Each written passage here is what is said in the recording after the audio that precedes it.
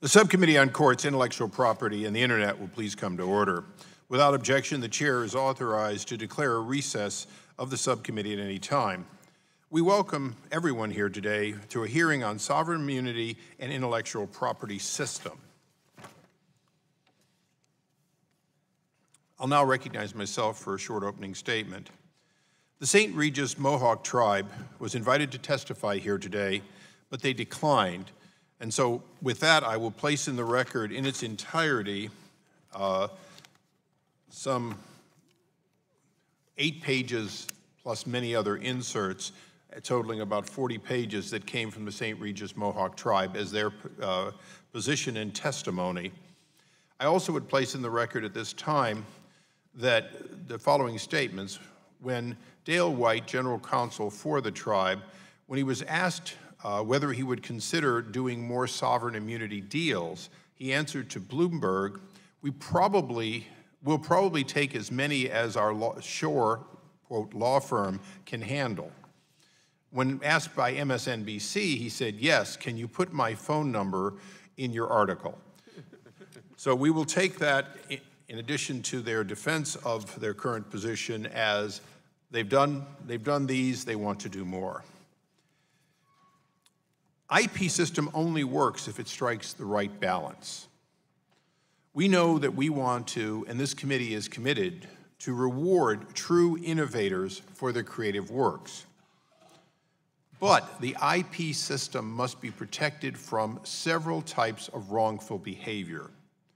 And I want to make sure that today, because the subject will come up over and above sovereign immunity, that we understand those who have tried to use the PTAP program and tried to use it to short funds or to essentially as trolls to coerce money in lieu of a filing have in fact been gaming the system every bit as much as we may find today from others. It is important to understand that under the AIA, the review of patents was intended to, and in a small way has succeeded, in finding patents which claims that belong to someone else. The invalidity of claims overwhelmingly comes from a finding of prior art in which someone else has already owned that invention. This would be no different than if, in fact, you claim to have rights to a land and you put a fence on it and later found out through surveying that somebody else owned 4 feet of that. You'd be asked to move your fence. And nobody would view it as anything other than you get to have the land you truly always had, not the land you may have thought you had without a proper survey. Speaking of surveys, 99% of all patents are not being reviewed under this review process, and of the less than 1% that are reviewed, nearly half survive intact, while about half have some or all of their claims reviewed or eliminated. In other words, you're dealing with essentially a fraction of 1% of all patents will be invalidated under this procedure, and again, approximately half of those that are considered actually have that happen. For that reason, it is important to understand that this is not a large-scale operation, and yet it would, in fact, attract many companies, not just Allergan, who was asked also to be here today and declined, but sent a representative through an association, to put their patents into what I would consider a sham deal. The word sham does not imply illegal. The word sham simply says that this was not a good faith sale of their patent rights, but in fact, a sale leaseback for no purpose other than to evade the kind of patent review that is currently in the law and for which Allergan and other pharmaceutical companies regularly find themselves. One of our challenges here today is that the particular patents that are in this portfolio represent a drug which has been on sale for 2 decades and for whom the original patents have expired. Therefore, the companies in this case are not some troll, as I mentioned, could occur. The companies that are involved in looking at these patents are ones who want to make what now rightfully would be a generic product. They seek to do so without falling under new patent claims that they could either avoid or that may be invalid. For this reason, we take particular interest not in Allergan, but in the patents not in suit, so to speak, and in fact, in what I believe is a sham decision. I want to make one last statement. I have been an advocate, as I'm required to do under the Constitution, for constitutional rights and the right of sovereignty of government and of their lands to Native Americans, without a doubt, will be protected by this committee and by this Congress. And one of the groups that has talked to me more than any others are Native American groups concerned that this commercial activity could somehow cause Congress to restrict other commercial activity covered by Native American sovereignty. It is our goal to be very careful in this hearing and in any legislation so that we not diminish in any way the earned and constitutional rights of Native American tribes for their sovereignty, their self-governance, and their own internal commerce. And with that, I recognize the ranking member of the committee, Mr. Nadler, for his opening. Thank you, Mr. Chairman. Mr. Chairman, state sovereign immunity is a well-established concept enshrined in our Constitution that generally protects states from being sued in federal courts without their consent. Similarly, federal law generally extends sovereign immunity to Native American tribes as well. For many years, Congress and the courts have wrestled with numerous questions concerning the appropriate scope and use of sovereign immunity as it pertains to intellectual property. For example, is it fair that states can protect their intellectual property from infringement by availing themselves of the legal system, yet they can shield themselves from liability by invoking sovereign immunity if they are sued for the same infringing behavior? What limitations can be placed on sovereign immunity while staying within constitutional boundaries? And what incentives could we design to encourage states to waive sovereign immunity in IP cases? These are all important questions worthy of careful consideration. In light of recent events, however, a new set of questions have arisen.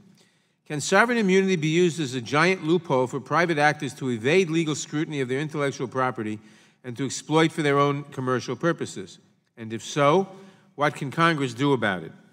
These questions arise because of the recent actions by the pharmaceutical company Allergan and its cynical ploy to shield its patents on a lucrative drug from review at the Patent and Trademark Office by taking advantage of a Native American tribe's sovereign status.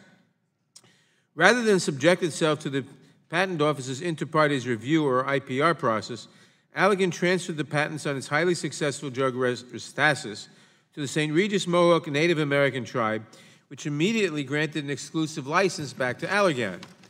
Allergan paid the tribe $13.75 million up front as part of the deal, plus it committed to ongoing royalties of $15 million a year. In exchange, the tribe needed only to agree that it would invoke its sovereign immunity if the patents were challenged in IPR. According to Allergan, it took this step because it believes IPR is deeply flawed, unfair to patent holders, and disruptive to the balanced process established for generic drug competition under the Hatch-Waxman Act. Moreover, they argue that patents could still be reviewed in federal court, just not in IPR. I would note here that if they believe that to be the case, their proper recourse is to go to Congress and try to persuade us to change the law. But they didn't choose to do that. It is true that Allergan's gambit did not shield the patents from federal court review, and in fact, those patents were recently held invalid by a court in the Eastern District of Texas. However, the court in that case also made clear that it had, quote, serious concerns about the legitimacy of the tactic that Allergan and the tribe have employed, close quote. This deal has been widely condemned, not just because it is seen as thumbing its nose at the legal system, but also because if successful, other drug companies could use the same scheme to protect expensive brand-name drugs from lower-priced generic competition. IPR was created in the 2011 American Vents Act. It is intended to be a relatively quick and inexpensive way for the Patent Office to conduct a second look at an issued patent and to invalidate patents that should never have been issued in the first place. This administrative process occurs separately from, though often concurrently with, federal court consideration of the same patent's validity. The IPR process has many critics, not just Allergan, and many questions have been raised about whether it is functioning as intended. Some stakeholders have complained that it provides competitors with multiple bites at the apple in challenging a patent's validity. Others, rightly in my view, have argued that it is problematic for IPR proceedings to use a different standard for evaluating patent validity from the one that is used in federal courts. IPR is also criticized by some as being stacked against the patent holder and as being too likely to find a patent invalid. The IPR process also has many defenders, however. They argue that the patent system is strengthened by having an efficient system for weeding out invalid patents. They point out that the stock and trade of patent trolls is weak patents that never should have been issued, and they argue that IPR has been invaluable in removing such patents from the market. They also note that the PTO only institutes an IPR proceeding when there is a reasonable likelihood that the patent is invalid. Thus, they argue it is to be expected that once instituted, a significant percentage of proceedings would result in canceling a patent, and that the statistics should not be read to imply that IPR is unfair to patent holders. The merits of the IPR process should be debated, and if changes are needed, we should consider them in due course. That is for Congress to decide with input from relevant stakeholders. It is unacceptable, however, for private actors like Allergan to do an end run around IPR by making use of a third-party sovereign immunity solely for strategic advantage. Such behavior makes a mockery of congressional authority and of the rule of law. More worrisome is the precedent this transaction sets. Already other companies are rushing to make similar deals across various industries. Whatever one thinks of IPR, it is the law of the land, and it is the clear intent of Congress that it be available to anyone who seeks to challenge a patent under its rules. We should not allow gamesmanship to circumvent the congressional authority. I look forward to hearing from our witnesses today on their thoughts on the appropriate scope of sovereign immunity and intellectual property and what we can do to ensure that it is not abused. I thank the Chairman for holding this important hearing, and I yield back the balance of my time.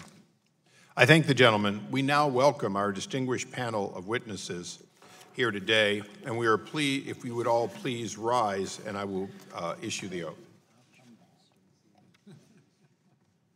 Go ahead. I'll get to you in just a second, Chairman. Please raise your right hands. Do you swear that the testimony you're about to give will be the truth, the whole truth, and nothing but the truth? Let the record, please be seated. Let the record reflect that all witnesses answered in the affirmative. And with that, it's my great pleasure and responsibility to introduce the chairman of the full committee, Mr. Goodlatte, for his opening statement. Thank you, Mr. Chairman. I thank you for holding this hearing and for yielding to me. This may be a case of everything that's needed to be said has been said by you and the ranking member, but not everyone who needs to say it has said it. Sovereign immunity is a legal doctrine that has existed since the beginning of our republic. It is a privilege of sovereign entities such as state governments and Native American tribes, which are responsible for the well-being of those they govern. In recent years, however, it has become apparent that in some circumstances, sovereign immunity is being used not on the activities of constituents of state and tribal governments, but in a way that harms the intellectual property system all Americans depend on. There is no doubt that the IP system is vital to the health and competitiveness of the U.S. economy. A strong intellectual property system helps the U.S. maintain its place as the world's leader in technological innovation and creative expression. The IP system is weakened, however, when some participants of the IP system do not play by the same rules as the rest. I share the concern about the recent instances of private companies paying to rent the sovereign immunity of Native American tribes to protect their intellectual property. Tribal sovereign immunity was never intended to serve the interests of private companies unrelated to the tribes. If successful, these private companies will be able to enforce their patents against others while exploiting the tribe's sovereign immunity to prevent legitimate challenges to those patents at the Patent and Trademark Office. In effect, these companies will not be playing on a level playing field. That is similar to the situation before Congress acted to restore fairness to the patent system by passing the America Invents Act, or AIA. This bipartisan measure passed both chambers of Congress by overwhelming margins because of the broad recognition that the patent system had become unbalanced by abusive litigation conduct and low-quality patents issued by an overworked patent office. Inter partes reviews, or IPRs, are a critical part of the AIA's reforms because they provide the Patent Office an opportunity to correct mistakes it made when issuing patents. IPRs allow the Patent Office to weed out low-quality patents that should not have been granted in the first place, leaving in place stronger patents that cover real innovations. If questionable deals with sovereign entities can extend immunity to artificially protect low-quality patents, the entire IP system is harmed. The facts demonstrate that IPRs and other AIA procedures are effective and accurate.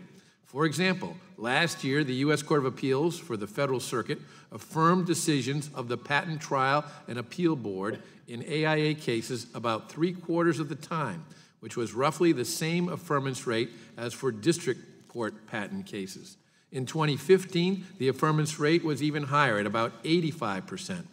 As a district court recently noted, when considering the very issues presented at this hearing, the entire system of AIA post-issuance review may be in peril if the practice of private companies paying for sovereign immunity continues. I want to thank Chairman Issa for convening this hearing. I want to thank former Chairman Smith for his great, outstanding leadership in getting the American Invents Act passed in the first place. I thank their witnesses for their participation, and I look forward to delving further into this very important and serious issue. Thank you, Mr. Chairman.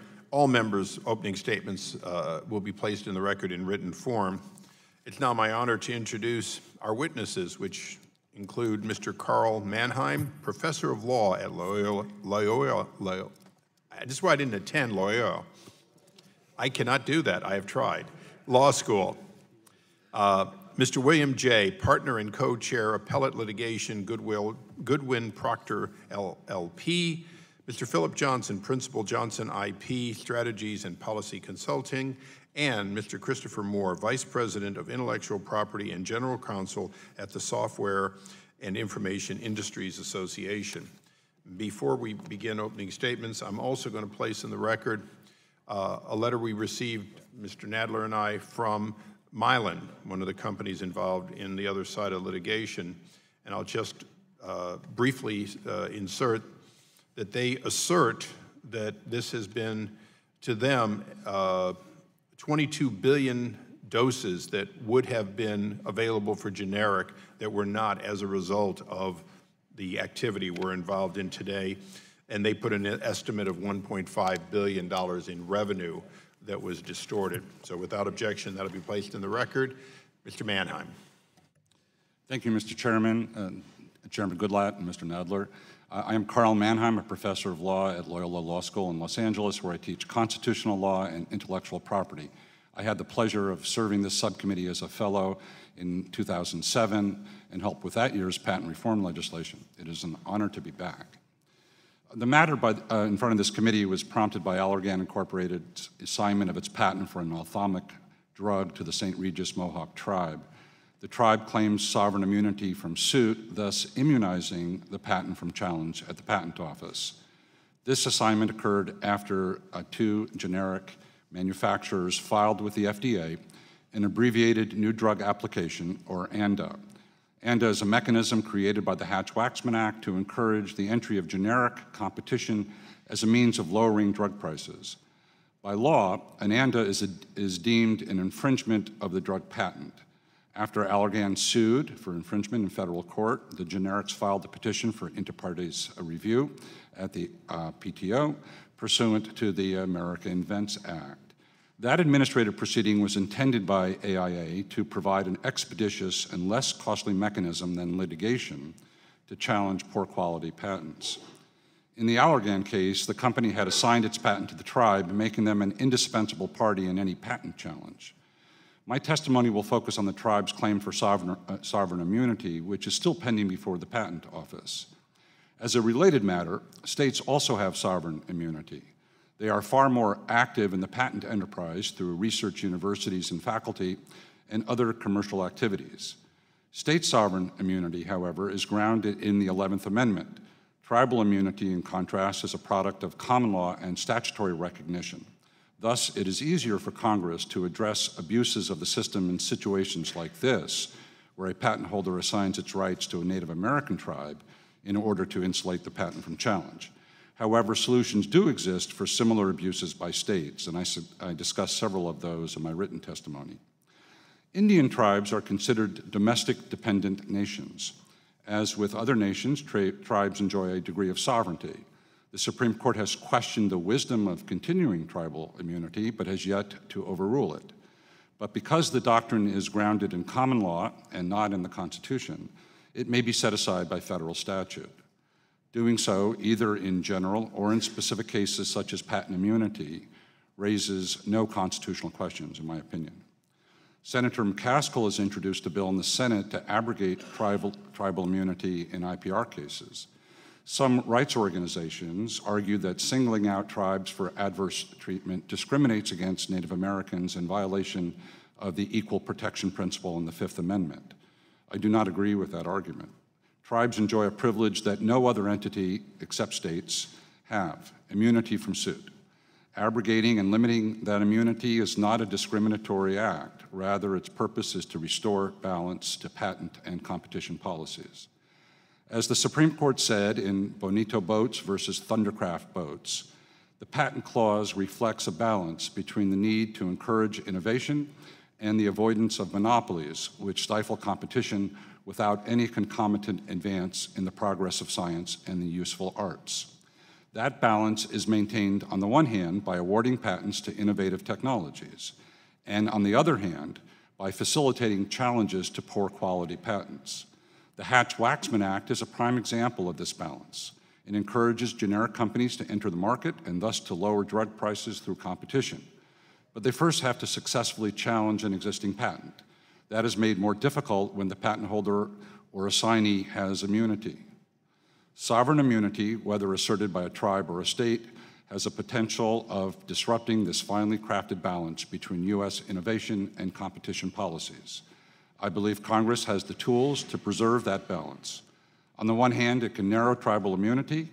On the other, it can condition the grant or assignment of a patent to a sovereign entity by requiring that entity to waive its immunity in patent litigation and IPR proceedings. Those and other solutions will likely survive constitutional scrutiny and would benefit the public welfare. Thank you. I'll be happy to answer questions later. Thank you, Mr. Jay. Thank you, Mr. Chairman. Thank you, Ranking Member Nadler and members of the subcommittee. I'd like to thank the subcommittee for its attention to these important issues, and I appreciate the opportunity to participate today. I'm a partner at the law firm Goodwin Procter, where I litigate constitutional cases and issues of federal jurisdiction and also patent cases. I've been asked to testify today on behalf of the Association for Accessible Medicines, which represents companies that develop and bring to market generic and biosimilar medicines. Those products saved the U.S. healthcare system $1.7 billion over the last 10 years, and we are concerned that the rental of sovereign immunity tactic that Allergan has pioneered will put those savings at risk. Why is Allergan renting sovereign immunity for tens of millions of dollars a year? It is looking for protection from competition for a product that brings in billions of dollars. And Allergan had a period of patent protection on this product, which was coming to an end in 2014. So Allergan went and got a second generation of patents, more patents on the same product, just as its patent monopoly was about to expire. And those new patents don't expire until 2024. Allergan had reason to be worried that those patents would be subject to challenge under the procedures that Congress created in the Leahy-Smith America Invents Act. So it sought to put its patents beyond the reach of the Patent Office. Effectively, it sought asylum for its patents in Indian country.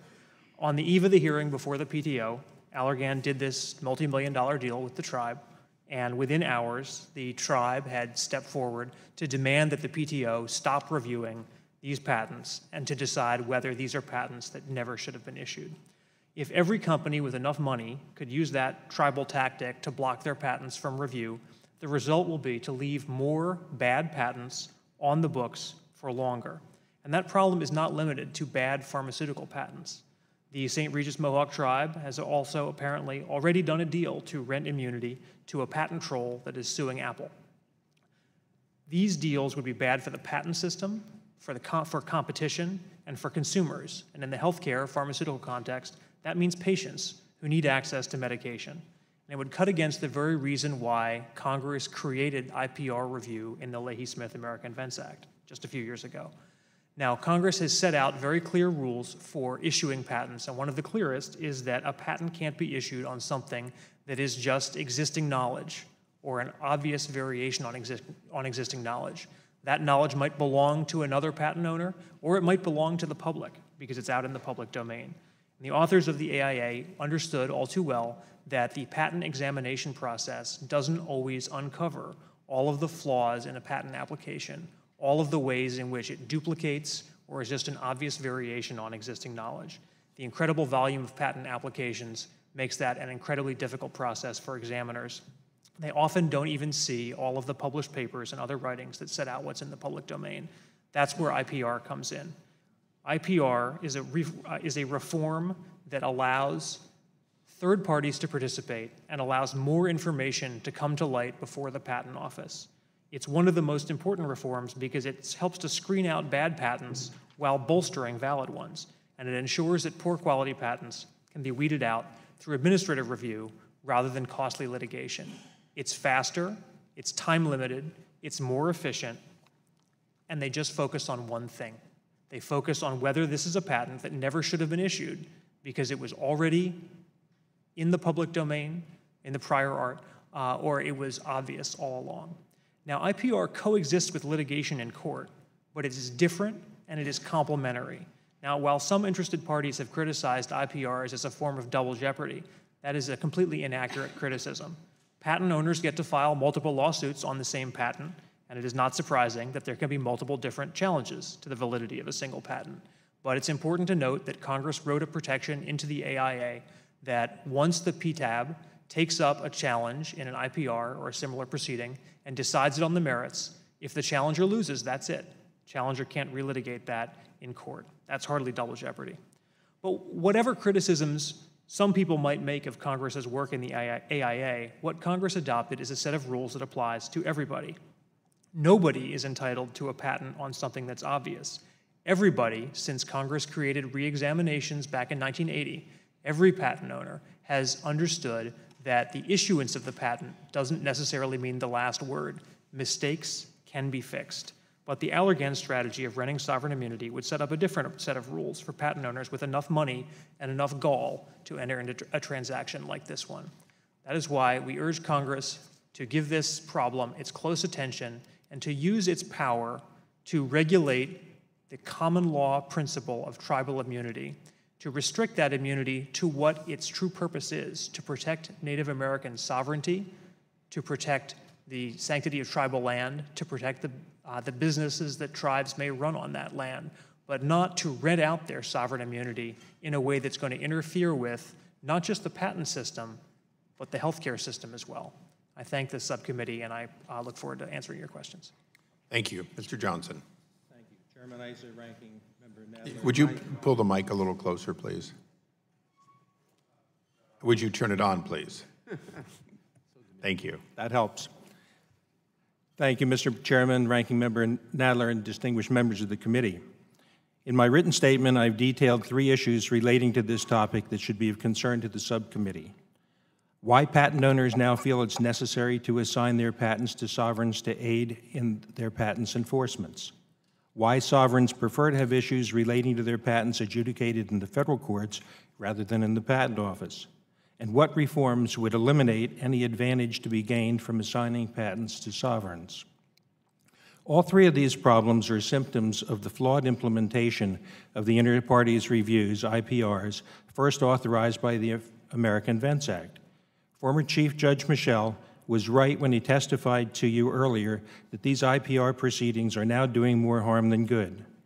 Because they were not conformed to the validity and due process standards traditionally used in the courts, they are now fueling a myriad of abuses based on arbitraging the differences in cost and outcomes between IPRs and court proceedings. These include a number of forms of reverse or IPR trolling, as well as disruptions of other time-honored patent challenge frameworks, such as Hatch-Waxman patent proceedings. Many patent owners now see IPRs as grossly unfair and therefore prefer to have their patents subjected to challenge in the federal courts, which they view as more likely to reach just outcomes. While most patent owners can avoid IPRs, sovereigns may, and increasingly are, preferring to have all issues relating to their patents, including validity, decided by the courts. Federal court litigation, unlike IPRs, is one-stop shopping. Federal courts address all issues that could arise concerning a patent's validity and infringement and set the gold standard for fairness, impartiality, and due process. Appellate reviews of district court judgments are also more robust. In appeals from the district court, the Federal Circuit is not usually restricted to a review using only the substantial evidence standard. Especially now that fees are being more routinely shifted to losing parties in district court cases, sovereigns and others are not unreasonable in wanting to have their patent infringement claims assessed there, which is, in the case of the sovereigns, their right to do so. The solution of these concerns is to remove any meaningful advantage from sovereign patent ownership by revising Patent Office post-grant procedures to conform them to the substance and outcome of the federal courts, thereby removing any incentive to arbitrage differences between the two, which are now fueling the abuses I mentioned. What is at stake here is the confidence of inventors and their investors in the Constitution's promise that Congress will encourage innovation by securing for limited times to inventors the exclusive right to their discoveries. At present, even fully and fairly litigated court judgments are not being respected as final resolutions. They do not provide quiet title to patents because they may be challenged over and over again by the same or different persons in IPRs, thereby thwarting our Constitution's promise that inventors' patent rights will be secured. Fortunately, the problems with IPRs are now widely recognized within the IP community, and their fixes are well within this subcommittee's purview. But time is of the essence, as this same recognition is now rapidly eroding confidence in our patent system. Since the implementation of IPRs just 5 years ago, the U.S. patent system has dropped in the U.S. Chamber of Commerce's ranking from 1st to 10th place, due largely to the impact of IPRs on patent reliability. Moreover, the ability of infringers to invalidate U.S. patents seemingly at will before the PTAB is emboldening foreign competitors to copy U.S. technology just when their home countries are strengthening their patent systems for more likely use against U.S.-originated imports. To attract more investment in innovation in this country, enhance our productivity, create more well-paying U.S. jobs, and increase our GDP, we must act now to strengthen the reliability and enforceability of U.S. patents. To do this, we must not only provide fair and consistent fora for determining validity and infringement, but also ensure that patent owners may enjoy quiet title to their patent properties without fear from unfair IPRs. If we're successful in accomplishing these goals, patentees would not need to assign their patents to sovereigns, as there would be nothing to be gained by doing so. Thank you, and I look forward to answering any questions you might have. Thank you. Mr. Moore. Chairman Issa, Ranking Member Nadler, and members of the committee, on behalf of the Software and Information Industry Association and its members, thank you for this opportunity to share our views. SIAA is the principal trade association for the software and information industries and represents over 700 companies that develop and market software and digital content for business, education, and consumers. Our members range from startup firms to some of the largest and most recognizable corporations in the world. SIAA has long viewed assertions of sovereign immunity from suit as out of place in a modern intellectual property system, and we commend the committee for both its past actions on and its continuing interest in this subject. The doctrine prohibits governments from being sued without their consent, but it's important to understand that it's a procedural, not a substantive doctrine. It renders the sovereign immune procedurally from being involuntarily hauled into court to answer for its actions without its consent. It does not render the sovereign's actions substantively lawful. And that immunity is necessary when those governments are involved in their core governmental functions. That immunity is out of place when the state participates in a modern and national intellectual property marketplace. For example, as the committee is well aware, states are active owners and users of intellectual property, engaging in sports broadcasting, merchandising, and a variety of research and licensing activities. In SIA's view, when they or any other entity acting as a commercial participant engage in that federally created sphere, the law should require them to play by the same set of rules as anyone else. This committee has historically agreed with that premise. In 1990 and again in 1992, Congress passed legislation making states liable for damages in intellectual property suits in the same way as other commercial participants. The Supreme Court held the patent version of that legislation constitutionally insufficient to abrogate sovereign immunity. What we face now is different, a situation in which a sovereign has rented out its immunity for the benefit of a private company to avoid inter partes review under the AIA.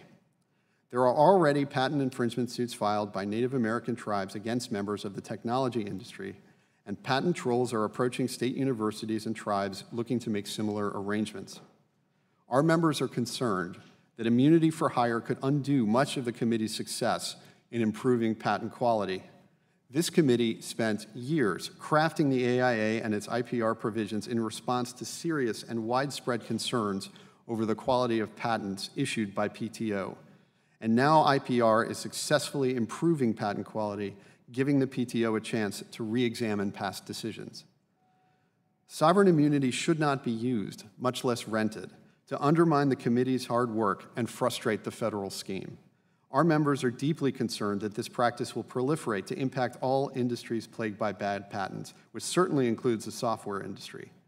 That result should cause concern to everybody concerned about a strong, balanced, and uniform patent system. Even some pharmaceutical companies have publicly stated that they're not supportive of the sovereign immunity argument presented in the Allergan case. Judge Bryson was right to characterize immunity for hire transactions as a sham. The Patent Office, the courts, and ultimately you have the ability to prevent this sham. There's no sovereign right to a bad patent, and there's no sovereign right to stop the Patent Office from reconsidering a decision to issue a bad patent. There are good arguments that sovereign immunity should not apply to IPR, which is a procedure by which the Patent Office reconsiders its decision to make a patent grant, albeit with input from the public. IPR does not impose legal liability or determine rights between adverse litigants. Instead, it's a procedure by which PTO reconsiders its decision to grant a public franchise. Moreover, as I mentioned earlier, the immunity is procedural, not substantive. Thus, there are narrow procedural ways for the courts to solve this problem in the context of IPR proceedings that don't involve sovereign immunity at all. For example, as Judge Bryson suggested, it's not at all clear that the assignment necessary to create immunity for hire is legally valid. Nor is it clear that the sovereign is a necessary and indispensable party in such cases. Thus, even though the sovereign cannot be required to appear in an IPR proceeding, the PTAB may well still be able to conduct its review. If, of course, the courts permit this subterfuge or the problem becomes widespread before it reaches a proper resolution, Congress will have to act. The tools available to Congress differ depending on which kind of sovereign it's dealing with. There is a difference between the nature of the immunity afforded to Native American tribes, and that afforded to the states. In any event, thank you for considering our views, and I look forward to answering the committee's questions. Thank you. I'll recognize myself for a round of questions. Mr. Moore, I'm going to take your very last statement first. Under the Constitution, the federal government does have treaties with tribes and has the exclusive right to do those. So when there's a treaty, there is, in fact, a very similar right, a constitutional right enshrined in the Constitution that would make whatever that was essentially the same as a state. In the famous Andy Jackson Trail of Tears, I think that was well decided that you can't trump that, if you will. Would that be your understanding? Well, I guess I would. The question to me is a little bit different, so I'm not sure I completely understood. The idea that on federal lands that are held in trust for tribes, all their governance and activities are exclusively regulated by the federal government, and that under treaties, which essentially that land in trust is part of a treaty process, they have rights that are protected by the Constitution that are every bit as strong as a state. Wouldn't you agree? Sure, under the treaties, So yes. we're really talking not about all of the various sovereign things enshrined in the Constitution. We're limited to the other part of the statement you made. And I'm going to come back to you because you made the best statement of the whole crowd, and they were all good. I'm going to come back to you after I ask two simple questions of all the witnesses. Does anyone see anything wrong with Allergan trying to get additional patents on this drug, making those applications, and initially being granted them? Is there anything wrong that Allergan did by getting those patents? Hearing no no's, I will take that every inventor, every company has a basic right to try to write up a new patent with some additional claims, and if the patent office gives it to you, good on you. And would everyone agree that since the court has held that those patents were obvious, they were not new, that in fact there was an inherent process that had to happen somewhere to bring justice to the process of determining whether or not they would be able to further restrict the production of this very profitable drug? Anyone disagree on that? Mr. Johnson, briefly. This is a technicality, but they may have been new, but still been obvious. Well, but I mean, a court struck down the patents, right? The court has struck down the patents as obvious, but it doesn't mean that that what they had wasn't new. It meant that right. if it were new, it didn't reach the right. standard. And Mr. Johnson, that's the point I want to make, that no wrongdoing was done in asking for the patents, and no wrongdoing is implied by the striking down of those patents as the examiner got it wrong, basically, when it was fully disclosed. And that wasn't, in fact, the Trade Patent Office doing it. It was an Article III judge, right? So the odd thing is we're dealing here with, I think it's 5 patents in the portfolio. We're dealing with patents that were adjudicated at a high cost in federal court that could have gone through the other process, but were stayed as a result of the claim of sovereign immunity. So now I'm going to go to Mr. Moore. You made a point that is so good that I hope we can flesh it out here to turn it into litigation, or to legislation, and save litigation. The patent itself is what's being adjudicated in the Patent Office. Let me ask you a couple of easy questions. Hopefully they're easy. One, did the Indian tribe have to show up at all in this process? Arguably, no. Did Allergan have to show up at all? No. Would if this were in a ex parte reexamination and it went back through the normal patent office, does the inventor have to show up, or can they simply allow the ex parte examination to be no party examination and they can look at it, right? Right. So there is no requirement to produce yourself, whether you're a sovereign entity or the patent holder. In fact, this is an administrative process over the patent. In other words, it's a survey of the property, right? That's right. So since it's completely optional, if Congress were to,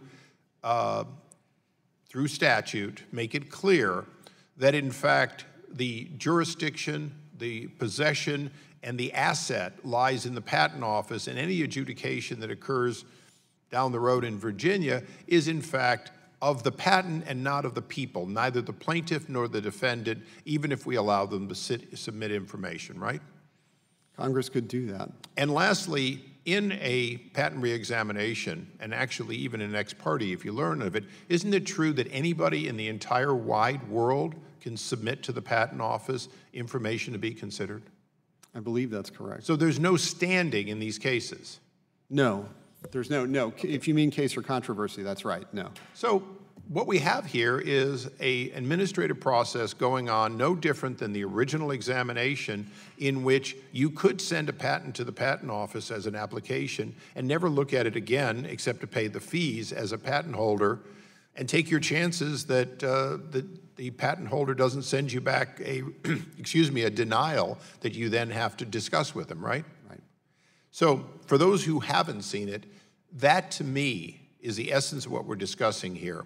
We are not discussing, I hope, in the long run, the question of whether the tribe did something wrong or whether we need to change sovereign immunity. In one half of what we're discussing here today, it seems to me we can define where the patent is and what's being adjudicated.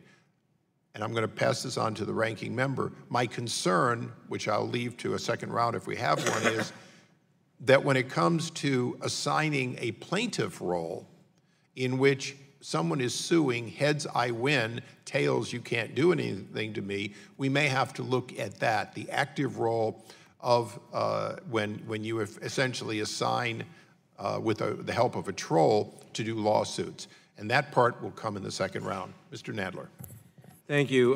Mr. Jay, the Allegan deal called for the St. Regis Mohawk tribe to assert sovereign immunity only in the IPR proceeding. I gather there's no reason that any other patent holders could not transfer their patents to a sovereign on the condition that the patents be shielded from review in both IPR and the federal courts? Use your mic. That's correct, as we understand the terms of the deal. And what would be the impact on generic competition and consumer drug prices if people did that? Often in litigation in district court, there's more to the dispute than just whether the patents being asserted by the plaintiff, the brand name company, are infringed and valid. So, for example, the brand company may try to hold back some patents and not assert them right away as a way of prolonging litigation and deterring generic companies from coming onto the market for an even longer period. One way to combat that right now is that the generic company can file a counterclaim trying to invalidate all of... And they couldn't. And the concern is that if the plaintiff is a sovereign, that counterclaim couldn't be litigated. It would be a one-way situation then. Right, and similarly, they couldn't go into court as a declaratory plaintiff and seek a declaratory judgment of invalidity. Now, some defenders of this deal argue that Allegan's transfer of its patents to the tribe to make use of its sovereign status is no different from cases in which state universities have asserted sovereign immunity in IPR proceedings. I think Mr. Mannheim gave us reasons why that wasn't true, but you agree that there are differences? There certainly are differences, including both the foundation of the form of immunity, which in the case of tribes is a common law immunity that Congress has power over, and also the state cases have involved actual inventions by states, state universities, state research arms, state employees doing innovation themselves, not taking money to rent out the state's sovereign immunity. In your testimony, you argue that Congress should consider legislation abrogating tribal sovereign immunity in patent proceedings. Aside from the practical difficulties in abrogating state sovereignty, is there any reason to single out the tribes? Do you think that would be a fair result? Well, the constitutional difficulty in abrogating state sovereign immunity obviously is a significant obstacle, and that's why our proposal has focused on. All right, but given that there's a practical obstacle, given the practical obstacle in the one case but not in the other, do you think abrogating sovereign immunity in the one case but not the other would be a fair result? We do, because Congress has the power to solve the problem before it and to use its power under the Indian Commerce Clause to confine tribal sovereign immunity to its historic function of preserving tribal self-government and preventing it from interfering with the patent system and competition. Thank you, Mr. Moore. If agreements like the Allegan deal become the norm, can the IPR process survive? And what impact do you think this would have on the patent troll problem? I think it's going to get a lot worse. Microphone, please. I think the patent troll problem is going to get a lot worse. From the viewpoint of my members, the IPR system has been an enormous benefit in terms of the ability of our innovative companies to challenge bad patents. The relative ease with which the deal in Allergan could be structured means that, frankly, it could be very easily replicated. Once you know what the terms are and that they've been judicially approved, all you really need is a Xerox machine and you're off and running. So we're extremely concerned that if widespread, would destroy the IPR process. Precisely. Do you think that Congress should consider limitations on sovereign immunity in IP matters even when the rights holder developed the property itself rather than acquiring it through an Allegan-type transaction? Yes. Because? Because everyone should play by the same set of rules. Okay, fair enough. Much of the discussion today is focused on sovereign immunity in the context of patent law. But since the hearing is titled Sovereign Immunity and the Intellectual Property System, Can you tell me a little about whether sovereign immunity is concerned for other forms of intellectual property, like copyright? Sure. All of our members, those that are copyright holders, have the same concerns.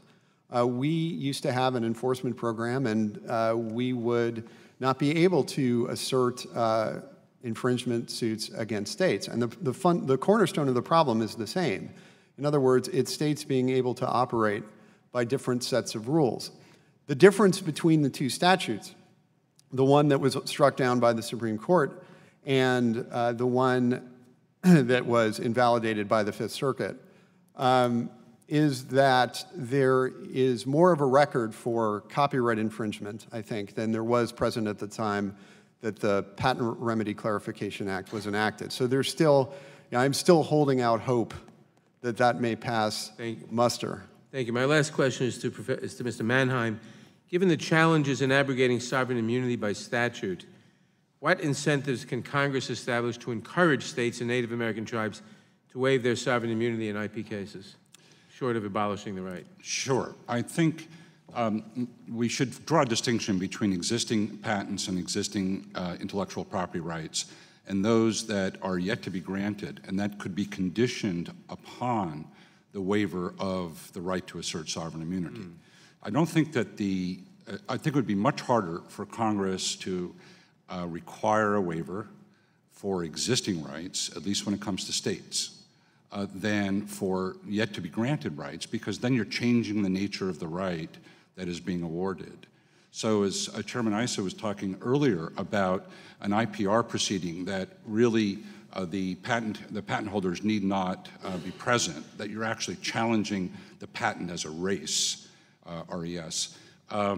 That I think is a workable solution going forward. I don't believe it's a solution that would work retroactively. Now, the distinction between existing patents and prospective patents is an important one when it comes to a statutory remedy for state sovereign immunity. I don't think it's as difficult when we're talking about tribal sovereign immunity, because that really is a creature of statute and common law, which Congress has the right to overcome. I see. I can't help but observe that you think in that case you're talking about that race is not really a res publica. Yes, exactly. Gentleman yields back. We now go to the gentleman from Pennsylvania, Mr. Marino. Thank you, Chairman. I'd like to start with Mr. Moore and then move down or up, however you want to prefer to it, if you want to comment on it. In a recent analysis found 263 cases where a district court ruled a patent was valid, only to have the patent subsequently challenged before the PTAB. In 200 of those cases, the PTAB reached a different result and, in fact, invalidated at least one of those patent claims. How do you explain those disparities between the district court and the PTAB?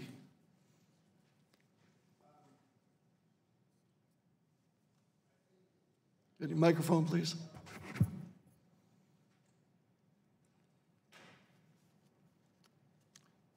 If you want to review your notes, we'll go on to Mr. Johnson if you want to, if you're looking for something specific. Mr. Johnson? Thank you. Well, it's quite simple. The rules that are used in the PTAB are different and much easier to invalidate patents than the rules that are used in the federal courts. Can you give me an example of that? Sure. The claims are interpreted using the broadest reasonable interpretation standard before the PTAB instead of the ordinary and customary meaning of the claims, which is known as the Phillips standard.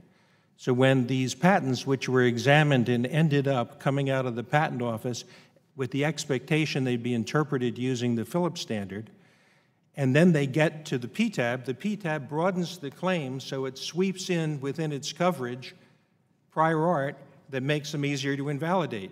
Using the chairman's example, it's as if everyone agreed that the fence was where it was going to be, but when it goes to the PTAB moves the fence out, and lo and behold, instead of just losing the difference between how the fence was moved, they lose the entire property. And that's why there's rampant invalidation. And what was intended originally by the AIA was that there'd be a robust ability to at least amend to the claims, to pull them back in if necessary, to get them on the right boundaries, but as implemented, the PTAB simply isn't allowing those amendments. All right. Mr. Moore?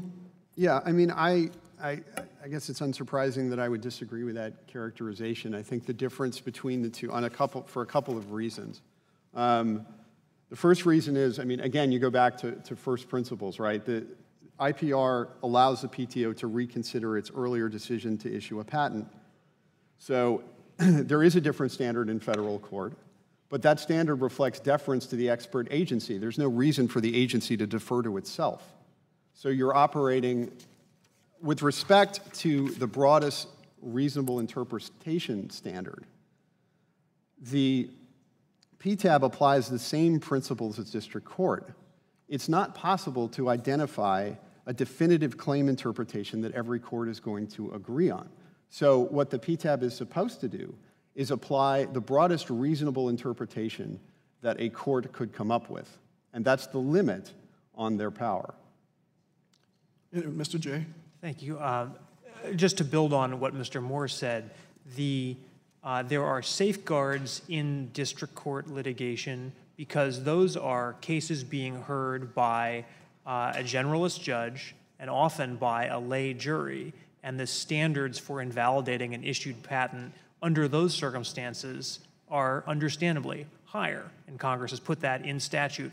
Congress also put in the statute that, as Mr. Moore said, when it's the patent office, when it's expert adjudicators from the patent office doing the adjudication, they don't have the generalist judge problem or the lay jury problem. And as a result, they apply the same standard that the examiner applied when considering whether to issue the patent, because their job is to decide whether the patent should never have issued in the first place. Professor? I agree with that. The district courts are generalist courts. They hear every variety of federal claim and a lot of state claims. There's a presumption of patent validity when a patent gets to district court. There is no presumption of validity in the IPR proceeding, which is heard by a panel of usually people with technical training. One other thing to say about district court litigation, there's a very high reversal rate in district court cases at the federal circuit, which is a specialist court. So this is not to impugn district courts at all. They're doing absolutely the best they can. But this is one explanation for why you would see a different... I think that has something to do with experience, not so much experience, the repetitiveness of the cases versus district court or review at the patent office. Absolutely. And I've heard that some district court judges are hiring scientific or science students as as clerks. Because their cases are so technically oriented. Now, there's also the patent pilot program in federal court so that some judges can develop that expertise. I don't have any statistics on that, but and this is a partial explanation for why you would find different statistical outcomes. Thank you. My time has expired. The gentleman yields back. We now go to the gentleman from New York, Mr. Jeffries. I thank the chairman. I thank the witnesses for your presence here today. Mr. Jay, am I correct that the process for a generic drug company bringing a product to the market is set forth in the Hatch-Waxman Act? That's generally correct, yes. And so, just to make sure I've got this process correct, the generic drug company would file a paragraph 4 abbreviated new drug application, which would then expedite the potential approval of bringing that generic drug to market. Is that right? Right. The ANDA is a streamlined application that avoids the need to go through clinical trials and so forth, because it builds off of what's already known about the reference drug. And then the legacy drug company would sue the generic for patent infringement under Hatch-Waxman, is that right? That's right. If the generic drug company has certified that the patent is either not infringed or is invalid, then that triggers a time limit for the brand company to sue. If the brand company doesn't sue, the generic can bring a declaratory action to clarify whether the patent is valid or not. And if the brand company sues, which I believe is the case in the Eastern District of New York, where the sovereign immunity issue has arisen, if the brand company sues, then the generic could issue or choose to file a counterclaim in the context of that lawsuit. Is that right? That's correct. And it generally does happen that the defendant files a counterclaim alleging that the patent is invalid or unenforceable, or both. Professor Mannheim, did you want to comment? I wanted to add to that. We're getting into some areas of technical federal court jurisdiction, but there is a difference when it comes to sovereign immunity between compulsory and permissive counterclaims. So as Mr. Jay said, that if a sovereign entity or assignee is asserting a patent against a defendant or a competitor, they may defend on any ground or assert a counterclaim relating to that patent. However, recall that the patent system crafts a fine balance between promoting innovation and protecting competition.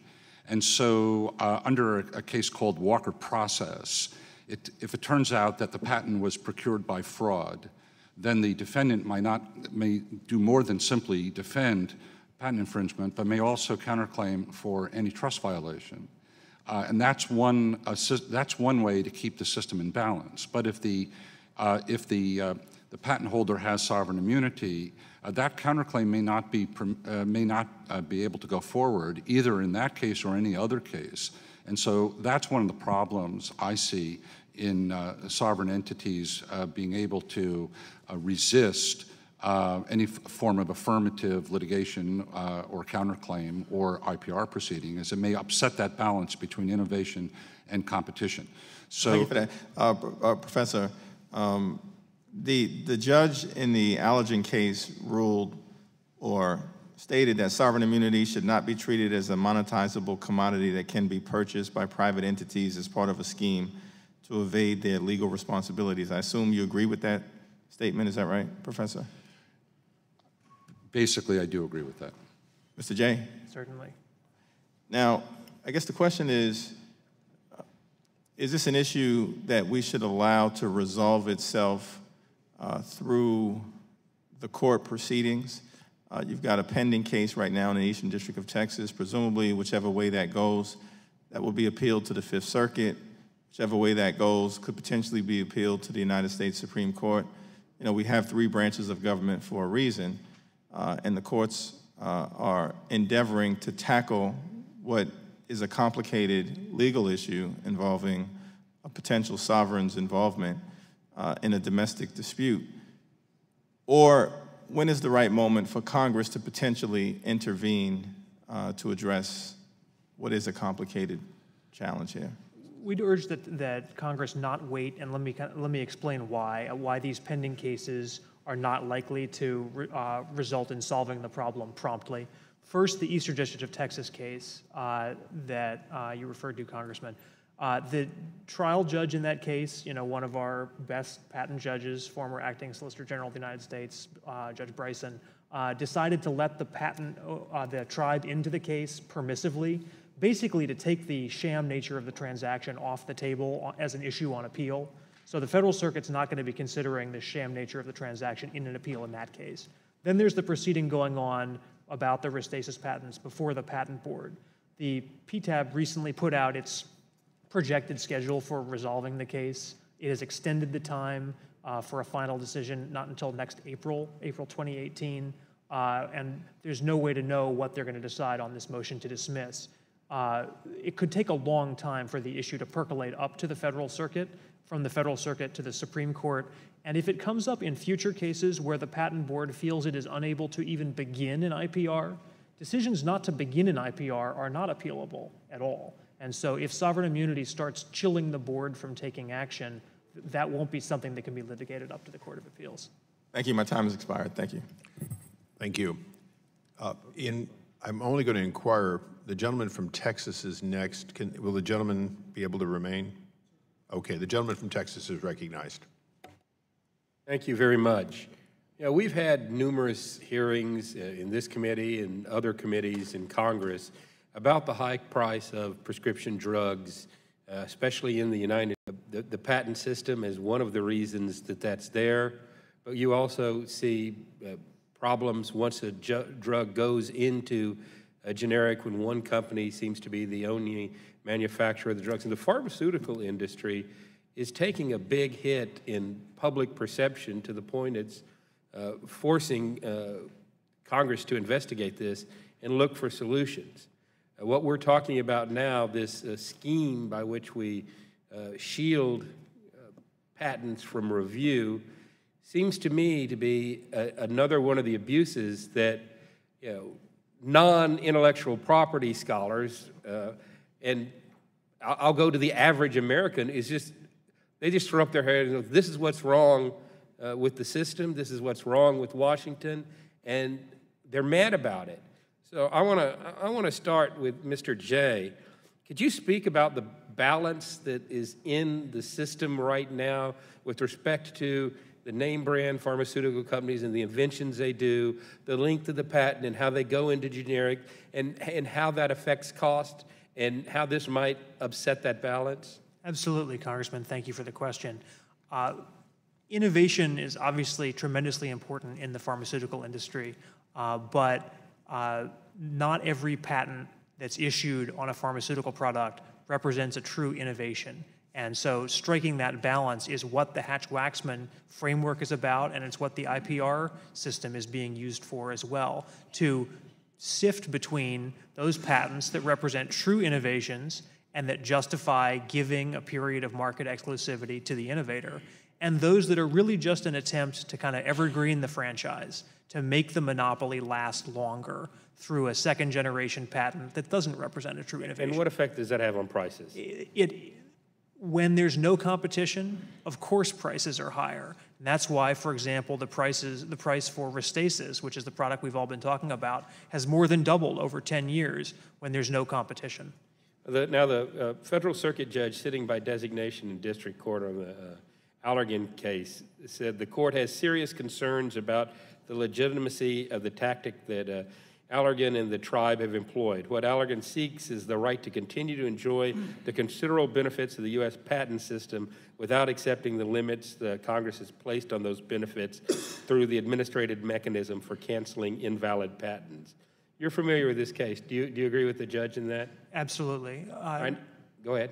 Yeah. Judge Bryson has been around the patent system a long time. He's, as you mentioned, he's primarily an appellate judge. He sits by designation in Texas a lot. He is, he's a veteran of this system, and we agree with his observation. At the risk of opening this up and involving more folks in it, sovereign immunity is also enjoyed by the states and state universities. Is there a unfairness in the system that they're able to say, be immune from a copyright infringement on the software they use for, we'll say word processing, just for in developing the memos associated with developing whatever they develop, but yet they can enjoy the patent system on what patent and copyright system on what they create, but they're not held accountable for their abuses of it. Is there a problem there too? I'd say a couple of things about that. Number one, as I mentioned before, and as I think your question recognizes, often a state university's patent represents innovation that goes on that campus, by the faculty of that state university. True innovation, not renting out the sovereign immunity. And second, the difference between tribal sovereign immunity and state sovereign immunity is important. It's grounded in the Constitution. And third, it remains an option for states to agree to waive their sovereign immunity. And as a state government has more political accountability to its, to the customers who buy products in a market that would benefit from competition, than an Indian tribe does. Yeah. I have one final question for Mr. Johnson. At the end of your testimony, you said that fixing the IPR system is squarely within this committee's jurisdiction. Give me a couple of things we could do with fixing it, short of throwing it out. You could require that the patent claims be interpreted using the same rules both in the federal courts and in the PTAB proceedings, for one. You could look in and require that the procedures be fair and look at due process issues that are involved between the two. Right now, many of the protections for patent owners that were written into the American Invents Act have not been implemented either by regulation or they've been left to individual panels of the PTAB who basically don't apply them. And a classic abuse of the system is the fact that almost half of the petitions that are filed for IPRs are duplicative of other petitions that were already filed. And some patent owners have received not just 1 or 2 or 3, but a dozen or more petitions. And in one case, I've heard over 100 petitions. All right, well, thank you. I know we've Yes, addressed some okay. of those as well. And my time is out. Suffice it to say, I could go on. All right, thank you. I see my time has expired. We'll try to give him time in good time. The gentleman from Georgia, Mr. Johnson. Thank you, Mr. Chairman. Mr. Moore, are assertions of sovereign immunity out of place in a modern intellectual property system? Yes. Oh, sorry about that. Yes. You want to explain? Sure. It goes back to the conversation that we were having earlier. I'm sorry, I missed it. Apologies. The idea is that, and the example I used had to do with the states and how the states are involved in a variety of activities, such as broadcasting sports games and merchandising and research and licensing, in which they act really very, very similarly, in fact, identically in many respects, to private parties. And the idea is when they engage in that federally created marketplace, they should play by the same sets of rules. It's a simple fairness question. Mr. Professor Mannheim? I think it's important to have a level playing field across the intellectual property ecosystem. And when one species of participant has an unfair advantage because of immunity, it distorts the entire system, whether it's a state or a Native American tribe. Mr. Jay? We certainly agree that, especially as the chairman brought up earlier, when the patent office has issued a patent, it should be open to the patent office to re-examine that patent and to decide whether the patent office made a mistake, really irrespective of who holds that patent at any given time. And Mr. Johnson? We wouldn't have the problem if the rules were being applied the same way both in the patent office and in the courts. And by the way, as to administrative review, sovereign immunity doesn't prevent an ex parte reexamination, even a third party requested ex parte reexamination, because that's a different type of proceeding to which sovereign immunity doesn't apply. So anyone at any time can go back in and have that patent reexamined by the patent office, not by administrative patent judges who really don't have any background in the particular field to which the invention pertains, but by elite patent examiners who actually have experience in understanding the prior art and can do a much better job of reconsidering them. And those have existed for 40 years, are considered to be fair, have reached resolutions comparable to the federal courts, and to be an aid which is not susceptible to troll abuse. It's virtually unheard of with respect to ex parte reexaminations. Thank you. In light of how Allergen has moved to distort, for lack of a better word, the inter partes review process, is there a role for Congress to play on this issue? Anybody? I'd happily speak to that, if Congressman. We think that the issue really is that the assertion of tribal sovereign immunity after a rental transaction like this, threatens to gum up the well-working system, and it threatens to raise prices by allowing some patent owners to escape review when their patents are flawed. We think that there is a role for Congress to play to ensure that sovereign immunity can't be used to keep bad patents from being subjected to review. Yes, sir, Mr. Johnson.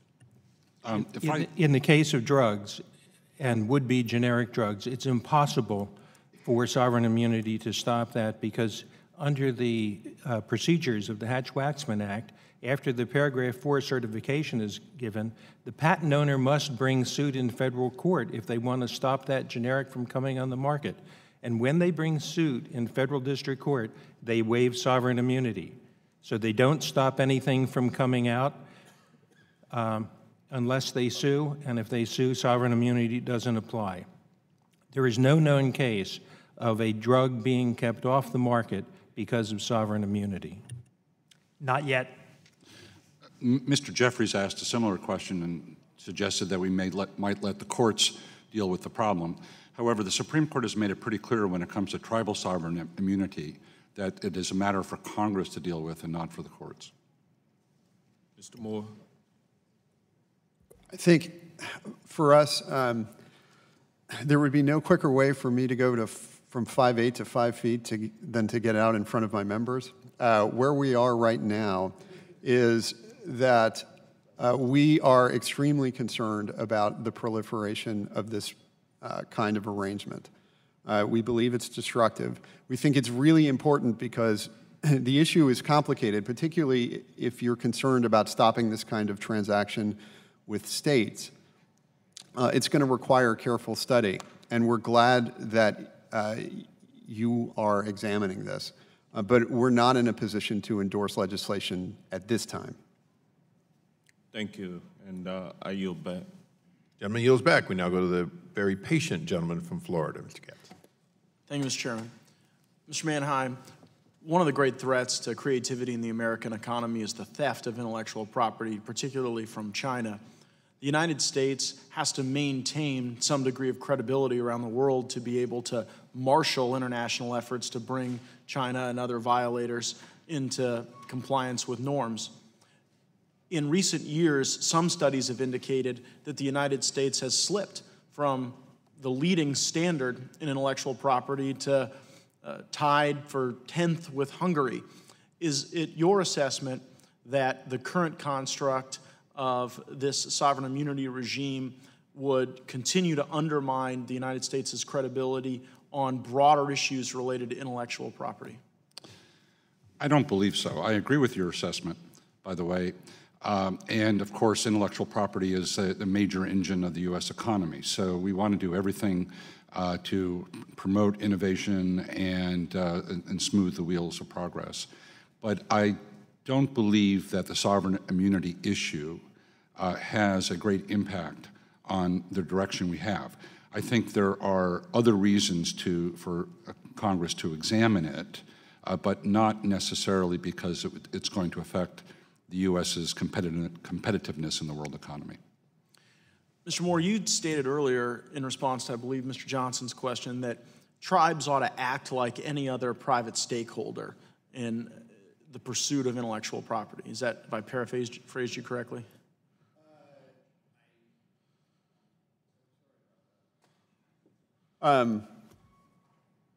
Not quite. I think what I said was, I think what I said was that sovereign immunity doesn't have a place in a modern intellectual property system, which is a little different. Fair. Are there areas now where tribes are treated differently in the utilization of drugs than perhaps states or other entities? I think you'd have to direct that question to somebody who knows a lot more about Indian tribes than I do. I can't answer it. Sure. Could you see a concern? Well, strike that. In the development of intellectual property, would we agree that there are some circumstances where tribes would need to be treated differently than the several states? It's certainly, it is theoretically possible, sure. Right, so one example that comes to mind for me is cannabis.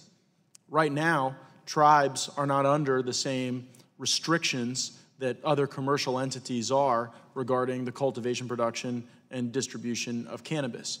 Is there risk, if we were to adopt any of the proposals that have been discussed today, that we could throw a wet blanket over innovation in the cannabis space if tribes were not treated differently, but were instead treated like any other commercial actor?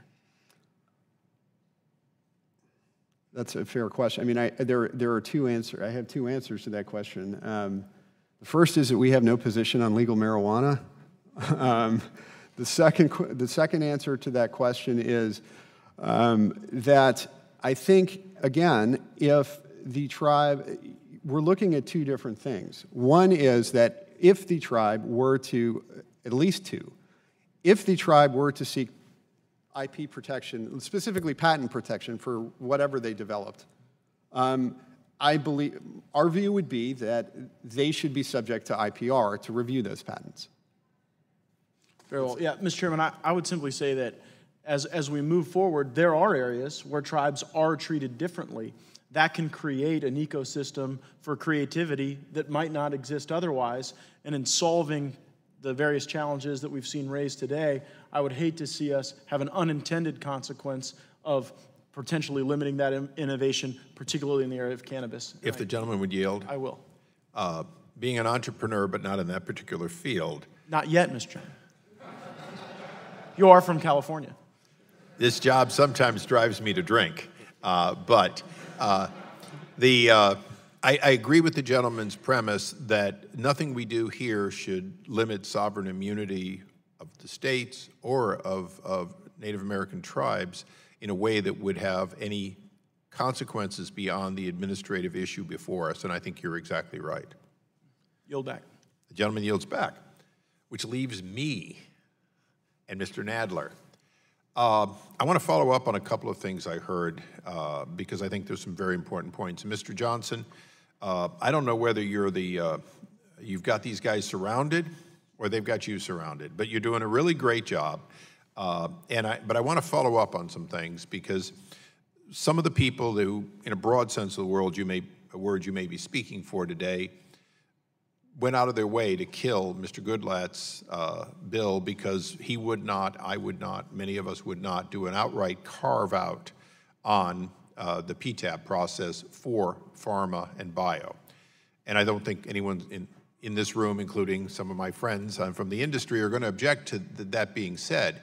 But one of the reasons was we weren't able to find an effective alternative to an outright carve-out. And I think there were a couple of things you said here today that I want to make sure get into the record. You know, one of them had to do with the double standard. The other had to do with your assertion, particularly that that your PTAB judges, and I have one next to me, may or may not be experts in the field. And I'll take that point.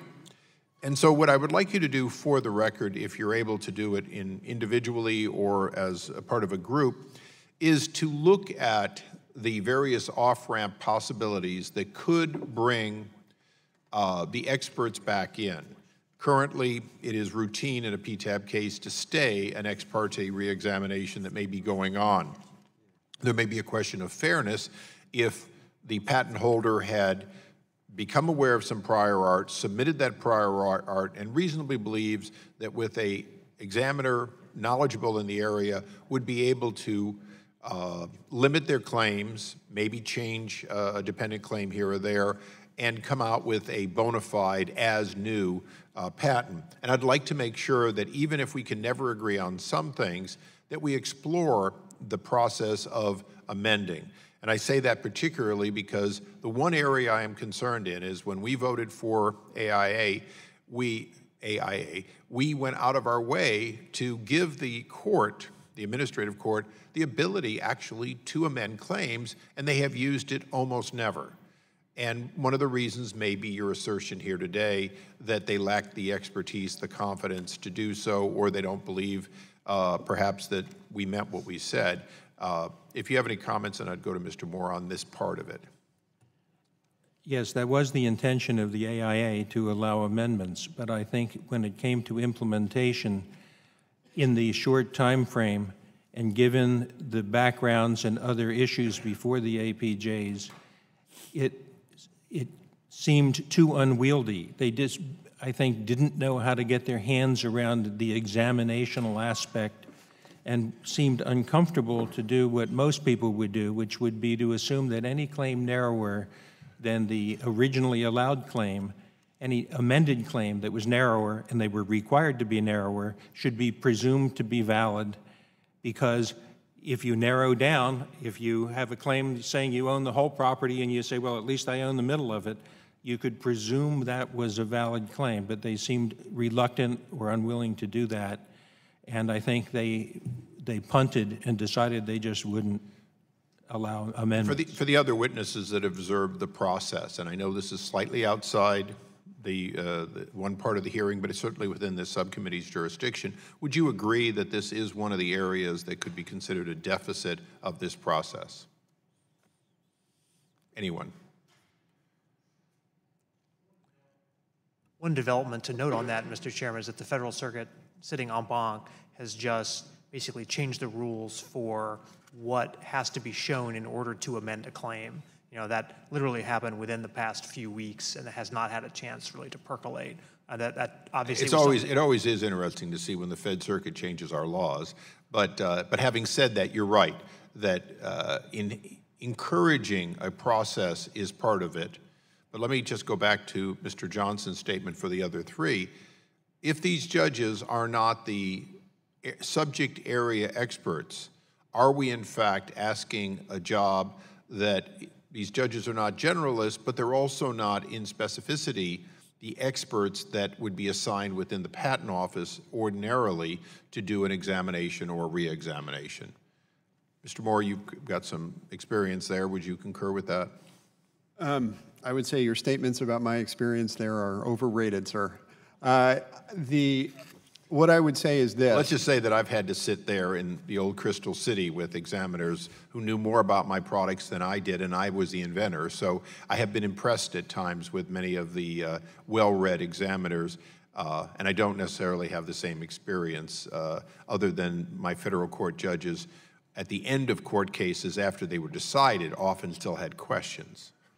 From our perspective, I think we are, our members believe the IPR proceeding is working well as it is. And we believe that the In Re Aqua products decision should be allowed to percolate through the PTO before any consideration of tinkering occurs. Okay. I've been called a tinkerer at times. I've always taken it as a compliment. Mr. Johnson? Yes. I think I'm the only one on the panel who's registered to practice before the Patent Office and has actually written, prosecuted, and appeared. Well, then we can disallow you altogether. Before the office, right? You can. I'm guilty of whatever you want to charge me, but I would be happy to submit supplemental testimony on the off-ramp idea. It's received a fair amount of attention, and I believe Chief Judge Michel in his supplemental testimony suggested it was something that should be looked at. Okay, and I will welcome that. I also would welcome it from organizations that some of you may be involved in.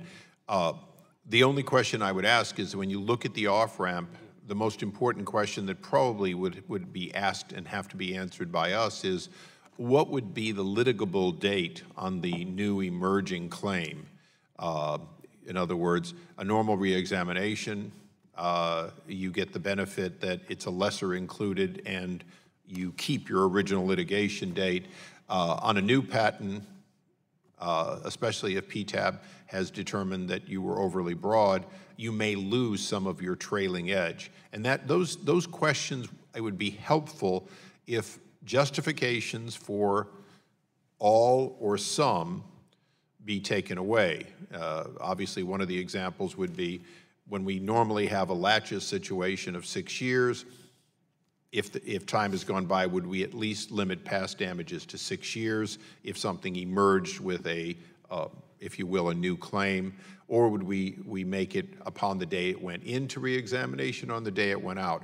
These questions are important because I am, and I think my ranking member too, we would like to find ways to take what we have, which Mr. Moore likes, Mr. Johnson is more reticent about, and find something that would be agreeable between the parties as even better.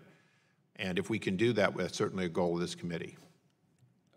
Mr. Johnson. I'd be happy to work on that and suggest that as long as the standards for finding invalidity are lower one place than the other, you are not going to get agreement because the people who see themselves as infringers will want the lower standard, the patent owners will want the higher standard. So part and parcel of this will be a need to conform all proceedings so that everybody agrees there's one standard of validity, one standard of non-obviousness, one standard of novelty that's applied everywhere. And then I do believe that procedurally you could get where you want to go. Well, I hope to get there. I will say one thing. I have seen Article 3 judges who know the standard but often consider that the standard is the same. And I think you would probably find that's been the case. Certainly in the case of the Allergan, there certainly was a decision that, but by clear and convincing evidence, the examiner was just dead wrong, period. And since the examiner did have the prior art, the actual prior patents, and made a decision as was patentable over it, the judge found a way to completely say that he was wrong and not show any deference, if you will, to that since the prior art was fully considered. Since the beginning of the patent system, the courts have always looked at these issues, and when new evidence arises or when the evidence is considered in the full exposure of development, discovery, live testimony heard and determined by the courts, patents have been found invalid or they've been found valid. And that's always going to continue, and we're not going to stop that. Look forward to it. Mr. Nadler, do you have anything else? Hearing no others, I will simply close with an admonishment to all that see the record to look at the 11th Amendment, because in looking at it, the one thing it makes clear is it never limited the federal government's decision on its behalf to decide what the states were responsible for. And I only say that because during the discussion today, so many people seem to think that the 11th Amendment applied, and I think we have to be careful. It certainly applies to if I want to sue my state. It does not seem to apply, and in legislation that we'll be preparing, we will make the assumption that if the decision is a decision of the federal government, it is binding on the states and on Indian tribes equally as to what the federal government's position is, notwithstanding the litigants on either side. And I only say that because we will be writing legislation based on that assumption, and I'm happy to have you send me a different view on the 11th Amendment. Thank you, and we stand adjourned.